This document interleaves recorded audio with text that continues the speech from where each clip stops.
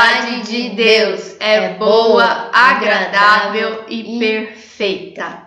Tudo bem com você? Oi, pessoal, paz do Senhor. O que nós acabamos de falar é um versículo que está no livro de Romanos, no capítulo 12, versículo 2, que diz que a vontade de Deus, ela é boa, porque ela faz bem pra gente, ela é agradável, porque ela nos agrada, e por quê? Porque ela é perfeita. Porque hoje nós vamos tratar um tema que diz: o melhor é obedecer. Por que precisamos obedecer a Deus? Porque a vontade dele é sempre perfeita. E para que a gente aprenda mais sobre isso, tem na palavra de Deus um profeta que se chama Jonas. E ele é o exemplo perfeito para que a gente aprenda que obedecer às instruções de Deus, obedecer às orientações de Deus, aquilo que está na palavra dele, aquilo que ele pede para que a gente faça, é bom obedecer. Porque Deus tem sempre o melhor para nós. Jonas era um profeta e o significado do nome dele é bem interessante. Sabe qual é? Você sabe, Miguel? Pomba. Sabe como dizem que a pomba é uma mensageira? É aquela que leva o recado? Pois é, esse é o significado do nome de Jonas, pomba. Porque ele tinha um recado muito importante para dar para um povo que morava numa cidade chamada Nínive. Esse povo era um povo legal? Não. Era um povo assim muito desobediente, um povo maldoso, um coração muito maldoso. E o Senhor tinha um recado para eles.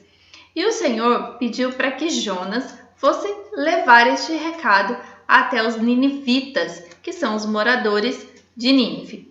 E essa história que nós vamos contar hoje, ela está no livro de Jonas, igual o nome do profeta. O nome do livro é igual ao nome do profeta.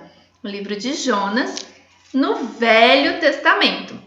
Vamos lá para a gente aprender um pouquinho mais? Espera um pouquinho que a gente vai abrir aqui no livro de Jonas, enquanto você também pega a sua Bíblia e abra no livro de Jonas, no Velho Testamento. Vamos aguardar você um pouquinho, tá bom?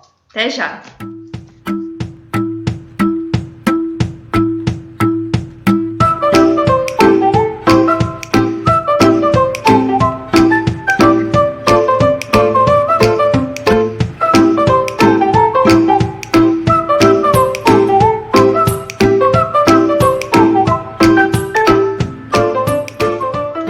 Pegou a sua Bíblia? Nós já pegamos a nossa Bíblia aqui, ó. A gente já pegou e a gente abriu no livro de Jonas. E o Miguel vai ler no capítulo 1, versículo 2, o que o Senhor pediu para Jonas fazer. O que foi, Miguel? Vá depressa à grande cidade de Nínive e pregue contra ela, porque sua maldade subiu até minha presença. Lembra que nós falamos que o povo que morava em Nínive era um povo bastante maldoso, de um coração ruim? Pois é. O nosso Deus, pediu para o profeta Jonas levar essa palavra até os ninivitas, falando o quê? Que a maldade daquele povo chegou ao céu. A maldade daquele povo chegou até Deus. E Deus falou assim: mande uma mensagem a esse povo, porque se eles não se arrependerem, algo vai acontecer com eles. Mas Jonas, que era um profeta e conhecia muito a Deus, pensou: se eu levar uma palavra para este povo e este povo me ouvir, eles vão parar de fazer maldade. Se eles pararem de fazer maldade, o Senhor vai aplicar o juízo neles? Sim ou não? Não. Por quê? Quando a gente faz alguma coisa errada e se arrepende, Deus vem até nós com misericórdia. E aí ele vem, conversa conosco, nos ensina a fazer o correto e aí ele nos perdoa. O que é arrependimento, Miguel? Você sabe? É quando a gente nunca mais vai fazer aquilo. Exatamente. Por exemplo, se o seu pai, a sua mãe, o seu tio, vovô, vovó, qualquer pessoa fala para você assim: não pode brincar naquele lugar que é perigoso.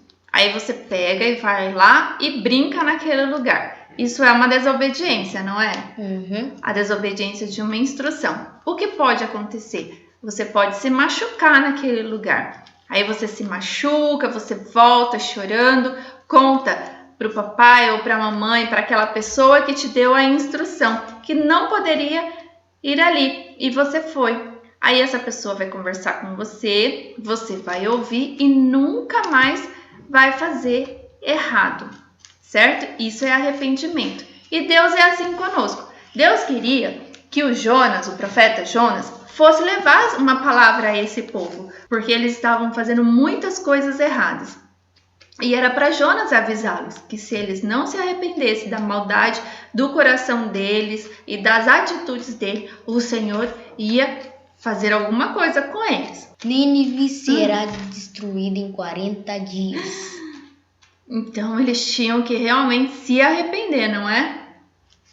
Mas o profeta Jonas conhecia Deus e que se eles se arrependessem, Deus não ia aplicar, não ia destruir, não é, Miguel? Aí o que Jonas fez? Você sabe o que Jonas fez? Fugiu. Fugiu da presença de Deus. Ele achou que se ele fosse para uma outra cidade, ele ia fugir de Deus e Deus não ia perceber que ele não foi até Nínive mandar o recado. Você acha que Deus só está num lugar? Não. Não. Deus está em todos os lugares. Deus é onipresente. Deus está em todos os lugares. Deus conhece o nosso coração, conhece os nossos passos, sabe exatamente o que nós fazemos. Então, se eu fizer alguma coisa escondida, por exemplo, do meu pai e da minha mãe, Deus vai saber. Deus sabe, não é, Miguel? Então, olha só, no versículo 3, mas Jonas fugiu da presença do Senhor e foi até onde? Uma cidade chamada Tarsis. Ele foi até essa cidade. Tarsis era muito longe de Nínive. Era totalmente contrário à direção. Nínive era para um lado e Tarsis era para o outro. Ele fugiu completamente. E sabe como é que ele foi para Tarsis? Você sabe como que ele foi para Tarsis? De que maneira? Viajando de barco. Na verdade, um navio. Então ele encontrou um navio e ele se dirigiu até Tarsis. Só que no meio do caminho, o que o Senhor fez? Mandou uma forte tempestade. Isso aí, Miguel, você está sabendo da história de Jonas. Mandou uma forte tempestade. E o barco começou a balançar muito, quase que o barco fica destruído. E os marinheiros que estavam nesse barco, eles começaram o quê? A orar para seus deuses. Só que, qual é o único Deus que nos salva? Quem é? O único Jesus, Deus que nos tira das tribulações. O Deus que criou os céus e a terra. O Deus que criou os céus e a terra, que criou tudo, que é o nosso escudo e o nosso socorro bem presente. Deus é o único que pode nos salvar. E aqueles marinheiros começaram a não entender muito bem o porquê daquela tempestade. E Jonas, o que Jonas fez? Foi lá para o porão do barco dormir, como se nada tivesse acontecendo. E aí, o que aconteceu? Os marinheiros foram chamá-lo e orem ao seu Deus para que ele faça que nós não morramos. Exatamente. Só que Deus não parou a tempestade naquele momento. Por quê? Porque existia um problema ali. Qual era o problema? O problema de desobediência. Aquela tempestade estava naquele momento acontecendo por causa de Jonas. Porque Jonas era para estar dentro daquele navio? Não. Ele desobedeceu. Então eles estavam sofrendo uma consequência do quê? Da desobediência de Jonas. Porque Jonas simplesmente quis fugir da presença de Deus. Certo? O que aconteceu? Aí Jonas confessou, o problema sou eu fugi de Deus. E então vocês vão ter que me jogar para fora do barco, porque quando vocês me jogarem para fora do barco, porque o problema sou eu, Jonas falando com aqueles marinheiros, a tempestade vai acabar. Só que aqueles marinheiros ficaram assim, E se Deus nos castigar porque jogamos um homem bom Um homem inocente. Inocente, isso mesmo. No mar. Aí o que Jonas falou para ele? Aqui no versículo 12, essa história é muito linda. Peguem-me e joguem-me ao mar, e ele se acalmará, pois eu sei que é por minha causa que esta violenta tempestade caiu sobre vocês. Aí estes homens oraram a Deus, falando: Deus, não nos culpe. Mas o próprio Jonas confessou o que ele fez. O próprio Jonas falou: jogue-me ao mar que a tempestade vai acalmar. E o que aconteceu? A tempestade se acalmou. Por quê? Porque aqueles homens jogaram Jonas no mar. E a tempestade cessou na hora, acalmou na hora. Então, realmente, o problema era Jonas. E ali no mar, enquanto ele estava ali afundando, aqui fala que afundei até chegar aos fundamentos dos montes, ou seja, até lá nas profundezas do mar. E aí, o que aconteceu? Algas se enrolaram na cabeça dele. E depois disso? Ele orou. E quando ele estava prestes a morrer, Deus enviou um peixe para engoli-lo. Exatamente, um grande peixe engoliu Jonas. E Jonas ficou quantos dias dentro desse grande peixe? 3 dias. 3 dias. Ele lembrou daquilo que o Senhor tinha pedido a ele. E aí no versículo 7 do capítulo 2 fala assim: e eu me lembrei de ti, Senhor, e a minha oração subiu até ti ao teu santo templo. E aí ele fala assim no versículo 9: mas eu, com um cântico de gratidão, oferecerei sacrifício a ti. O que eu prometi, cumprirei totalmente. A salvação vem do Senhor. Ele reconheceu que Deus o salvou, porque ele tinha uma missão para falar com aqueles ninivitas, falar de Deus aos ninivitas. Mas ele não quis, ele fugiu. E depois que aconteceu tudo isso com ele, o Senhor usou de misericórdia, porque ouviu a oração de Jonas, uma oração de arrependimento. Então ele se arrependeu e falou com o Senhor: Senhor, eu sei o que eu tenho que fazer. E o Senhor deu uma segunda chance a ele. Depois de 3 dias, o que aconteceu? O peixe o cuspiu. Cuspiu em terra seca, ali na praia. E ele teve uma segunda chance. Ele obedeceu a Deus e foi até a cidade de Nínive falar com aquele povo.